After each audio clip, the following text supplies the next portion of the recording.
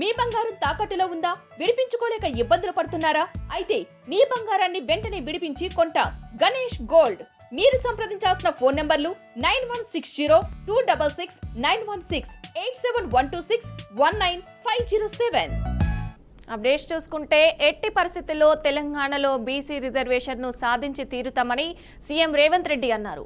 ఢిల్లీలోని జంతర్ మంతర్ వద్ద బీసీ రిజర్వేషన్ల సాధనకు కాంగ్రెస్ చేపట్టిన మహాధర్నాలో ఆయన పాల్గొన్నారు. ఈ సందర్భంగా ముఖ్యమంత్రి కీలక వ్యాఖ్యలు చేశారు. దేశంలో ఎక్కడా లేని విధంగా తెలంగాణ కులగణన చేపట్టామని అన్నారు.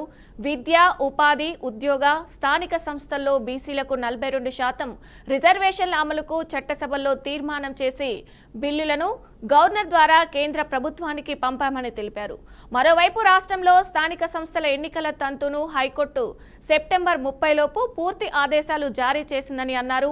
ఈ క్రమంలోనే బీసీ రిజర్వేషన్ బిల్లు ఆమోదం అనివార్యమైందని, కేంద్రం వెంటనే వాటిని ఆమోదించాలని, అప్పటి వరకు తమ పోరాటం ఆగదని తేల్చి చెప్పారు. బిల్లులపై చర్చించేందుకు తమకు అపాయింట్మెంట్ ఇవ్వాలని రాష్ట్రపతిని కోరామని, ఇప్పటి వరకు వారు స్పందించకపోవడం శోచనీయమని అన్నారు. ఒకవేళ రిజర్వేషన్ల బిల్లులను ఆమోదించకపోతే ప్రధాని నరేంద్ర మోదీని గద్దె దింపుతామని సీఎం రేవంత్ రెడ్డి అన్నారు. కేంద్ర ప్రభుత్వానికి మేము తెలంగాణ రాష్ట్ర శాసనసభలో education, employment, political reservation in local bodies 2 బిల్లులు రాష్ట్రపతికి పంపించి దాదాపుగా 4 నెలలు పూర్తిగా వస్తుంది. ఒక పక్కన తెలంగాణ హైకోర్టు స్థానిక సంస్థల ఎన్నికల్ని సెప్టెంబర్ 30 తారీఖు లోపల పూర్తి చేయమని ఆదేశాలు ఇచ్చిండ్రు. సెప్టెంబర్ 30 తారీఖు లోపల ఎన్నికలు పూర్తి చేయాలంటే తక్షణమే రిజర్వేషన్లు నిర్ణయించాలి.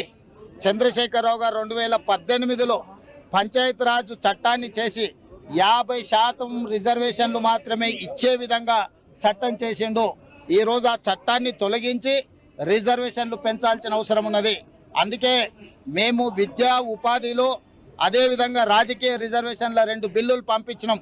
4 నెలలైన రాష్ట్రపతి ఆమోదించలేదు. కాబట్టి ఈరోజు జంతర్ మంతర్ దగ్గర తెలంగాణ మంత్రివర్గం మొత్తం ఎంపీలు, ఎమ్మెల్సీలు, ఎమ్మెల్యేలు, తెలంగాణ నలుమూలల నుంచి రిజర్వేషన్లకు అనుకూలమైన శక్తులందరూ ఈరోజు జంతర్ మంతర్లో ధర్నా చేస్తున్నారు. అయినా కేంద్ర ప్రభుత్వానికి కనువిప్పు కలగలేదు.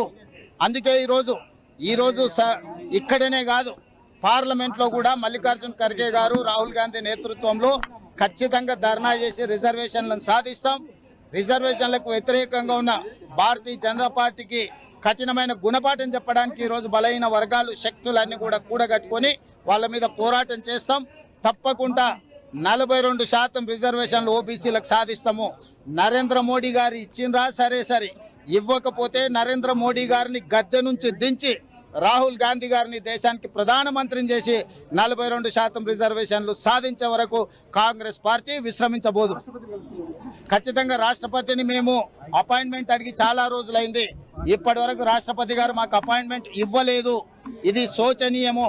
మేము ఎదురు చూస్తున్నాం. రేపటిలోగా రాష్ట్రపతి గారు మాకు అపాయింట్మెంట్ ఇచ్చి మా సమస్యను విని పరిష్కరిస్తారని మేము ఆశిస్తున్నాము. ఒకవేళ రాష్ట్రపతి గారు మాకు అపాయింట్మెంట్ ఇవ్వలేదంటే ప్రధానమంత్రి గారు ఒత్తిడి ఉన్నది రాష్ట్రపతి గారి మీద అని మేము భావించవలసి వస్తుంది. నిన్న అమిత్ షా గారు నరేంద్ర మోడీ గారు రాష్ట్రపతిని కలిసిండ్రు. ఆ సందర్భంగా వీరు ఏమైనా మా అపాయింట్మెంట్ ఇవ్వద్దని వారి మీద ఏమైనా ఒత్తిడి చేసిండ్రేమో